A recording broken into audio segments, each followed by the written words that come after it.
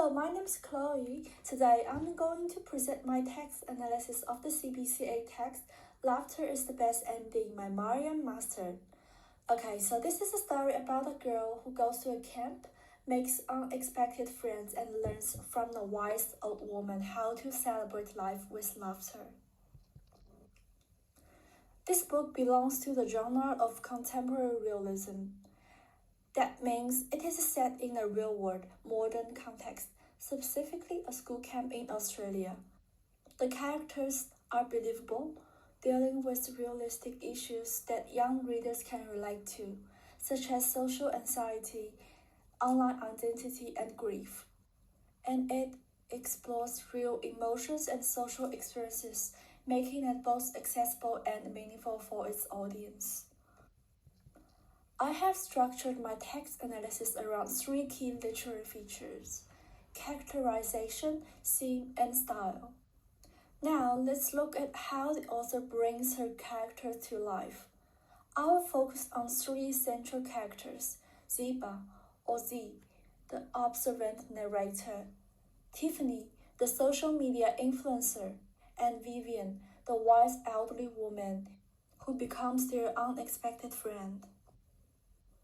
So the first character is Ziba. She is introduced as a self-aware outsider. She consciously chooses her loner status, but she's not a victim of it. And we can see her quirky mind through her love of lists and her vivid imagination. And despite her preference for solitude, she shows strong accountability and protectiveness when leading her friends, revealing a deep sense of responsibility. And for the sentences down here, these are quotes from the text. So our second character is Tiffany. She embodies the social media obsessed and clout chasing. Even in the moment of crisis, her first reaction can be to document for content. Yet she is also courageous, as seen when she instantly acts to help a friend in danger. Her character presents the conflicts between the online performance and the real-life connection. And our third character is Vivian. She is portrayed as insightful, generous, and layered. She sees and values the unique qualities in others, like Z's love of literature. Her physical description, her wrinkles holding secret stories, mirrors her depths and wisdom. And she bridges generations, offering the perspective without judgment. Okay, so then we move on to the central themes of this story: social media, friendship, and life celebrated. For the first theme, it is explored largely through Tiffany's story, the glamorous illusion and the lonely reality of being an influencer. And I prepared three critical questions here. Are online likes and fame real? Why can online words sometimes make people feel sad or lonely? And how do rumors spread? And what should we do? So all of these questions, we can find answers in the book. From the page 1 to 4, and there's evidence from the story. On page 124, fame is fleeting. 1 minute you have it, the next minute, poof, it's gone. So these are shows that online likes and fame are unreliable and sometimes a fake. And for the second one, because it can be a seedy place where support vanishes when you are down.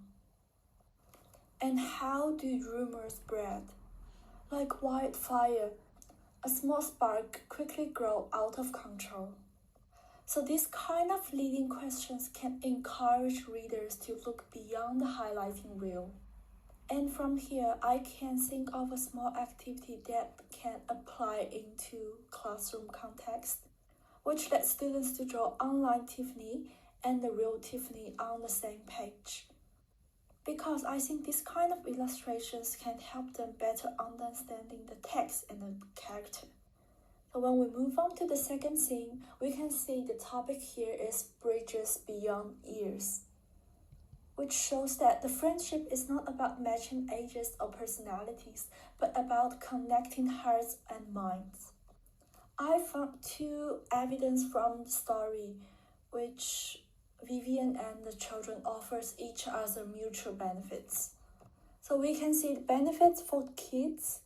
Vivian speaks to the kids with honesty and shares her life stories, so they can gain a deeper understanding of life and consequences that extend far beyond their own experiences.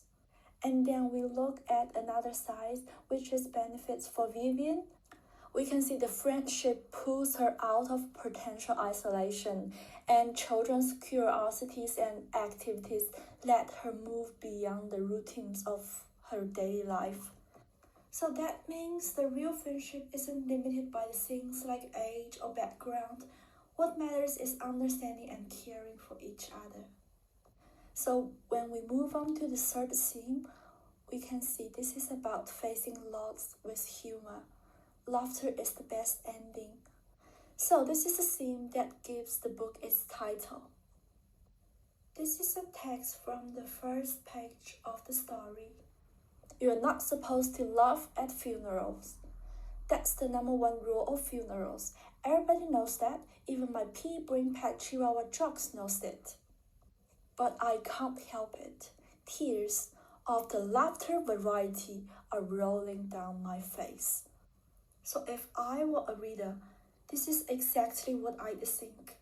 Aren't funerals supposed to be sad? Why is someone laugh so hard at a funeral? And from the following stories, we can see that neither of us were wearing in black. Then Vivi had specifically asked that we wear offensively bright colors. And when she introduced the funerals in Mexico, family and friends came together and had a kind of party celebrating the dead. I think Dan Viv would like that. We know that this kind of celebration isn't disrespectful, so it is actually an old and deep wisdom. We honored a person's life by gathering together, sharing food, and celebrating. No crying, but laughter and storytelling. She teaches that the true ending is not death, but how a life was lived. So now I'll move to how the author uses languages and form, which called style. So I will focus on two aspects. So the first one is layout variations. It is how the text looks on the page, and the next one is sound patterns. This is how the text sounds and feels. From the first picture, we can see that sometimes it feels like the word is telling us to be loud, louder, louder. So we can see the physical space and how big is the text kind of mirror the characters' emotions and the pace of the story. And the second picture,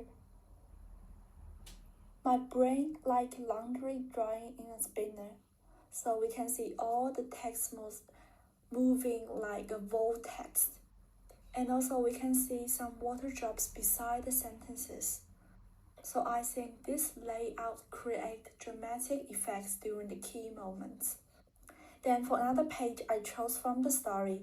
Will I still be able to influence people? Will I still matter? Will I still me without my perfect face? So we can see these short, impactful sentences using different fonts or spacing to represent different thought processes. And then there's a special layout where a single word or a very short sentences takes up an entire page.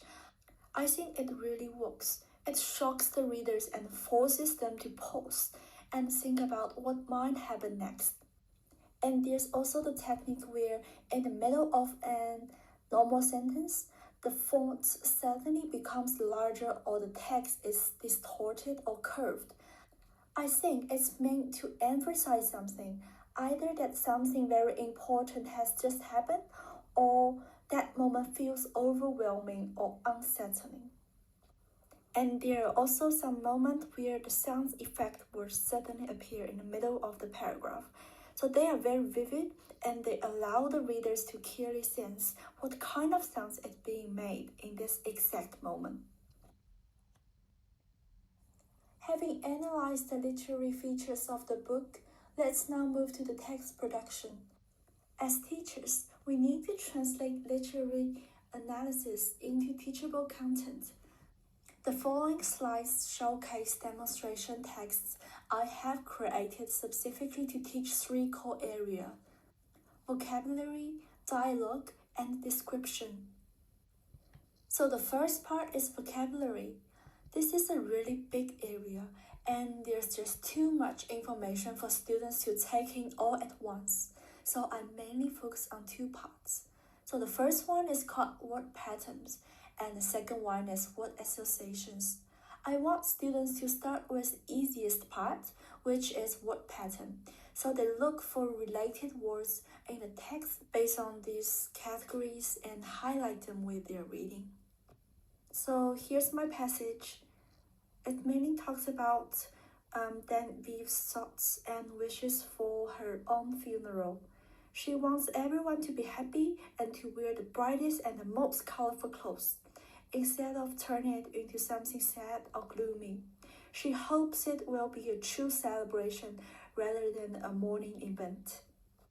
And in this paragraph, you can see that I've highlighted different words in different colors based on the categories they belong to. So I designed two tables that as supporting analytical tools. The word patterns table on the left guides students in categorizing words by themes and functions, like body parts, color, positive attitude, and negative attitude. And the word associations table on the right teaches them to explore semantic relationship like repetitions, synonyms, antonyms, collocations. For example, in the repetition section, you can see that under the examples from the text, the word celebrate is mentioned 3 times, like for 4 times, and love for 3 times. So this raises the question of whether these words are the central idea of the paragraph, since the author repeats them so frequently. Then, when we look at the synonyms part, we can see that there's certain word form or group, like love, mischief, joy, laughter, smile as a group, and vibrant, brightest, colorful as another group. So at this point, students can learn a lot about related vocabulary, especially synonyms, by seeing how these words are connected. And these structured visual tables to deconstruct how authors' word choices build meanings. So I think these tables not only help students to expand their vocabulary, but also allows them to see how a good piece of writing is made up of so many rich and detailed vocabulary choices. So in McDonough's book, he also introduced a model called the 4 squared models. According to this model, in order to fully understand a word or a new vocab, students need to know its definition, characteristics, examples, and non-examples. And for example, if the vocabulary word is mischief, we can see different things I added into this table to help me understand this word by this model. Next is the dialogue part. I picked a full illustration from the book to show students how dialogue helps build character and relationships. The book doesn't actually provide a detailed dialogue for this scene, so I'm going to write one myself based on what's happening in the illustration. And here's the background information from the story. The scene unfolded behind Dame Evie's cottage. With Madame Auguste's due back at camp soon, they were running out of time, the only way forward. The children all turned to look at the same thing, a barbed wire fence. They had to get over it. So here's my passage. You will notice I've highlighted it in lots of different colors. So what do these colors mean? On the next page, we can see they stand for statement, question, comment, and exclamations.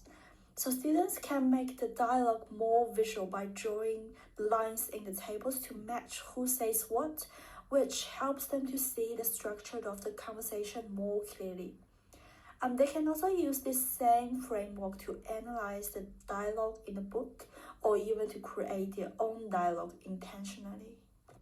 So we can see in this table that the yellow section has 3 lines. So let's go back to the passage. Okay, we can see 3 sentences are highlighted in yellow. So this really shows how the colors in the tables correspond to the sentences in the passage. Finally, teaching the description part, I created the passage of Tiffany's morning as the master model packet by the descriptive techniques. So the teaching happens through deconstruction using 2 powerful tools, which the first one is building description table. It breaks down complex noun groups into their grammatical components, like pointer, describer, classifier, noun. This gives students a formula of building a rich description. And the second one is the word pictures box. It links the objects or the images with precise actions. So it trains students to think in terms of strong visual paired with dynamic verbs. So here's my passage. Tiffany's morning never began with the gentle sunlight, but with the sharp, insistent buzz of her phone. Likes and comments flashed across the bright screen, their cheerful messages slowly bringing her sleepy eyes into focus. Next came to the true Rachel. On her cluttered vanity table, there were pots of shimmery eyeshadow, bottles of velvety foundation, and tubes of rosy scented lipstick. She applied each layer with precision to create the perfect face. Then the outfit problem. Standing in front of her tall bedroom mirror, Tiffany tried on different looks. Simple shorts and a tee felt too plain. A sparkly top felt like too much. After a few tries, her eyes landed on a modern dress with unique cutting. It looked less like clothes and more like armor for the day's social media battle. With everything ready, Tiffany lifted her smartphone, found the perfect angle with the best light, and smiled her brightest practiced smile. Click! The carefully crafted selfie was uploaded. Another flawless online morning had officially begun. So look at this building description table here. We have some examples from our Tiffany text. The gentle sunlight here, D is the pointer, and gentle is the describer, and sunlight is the thing. And her cluttered vanity table, this is more complex. Her is pointer, cluttered is the describer, vanity is the classifier, telling us the type of table, and the table is the thing. So this table gives students a formula. Instead of just write a table, they learn to ask which table, what is it like, or what kind of table it is.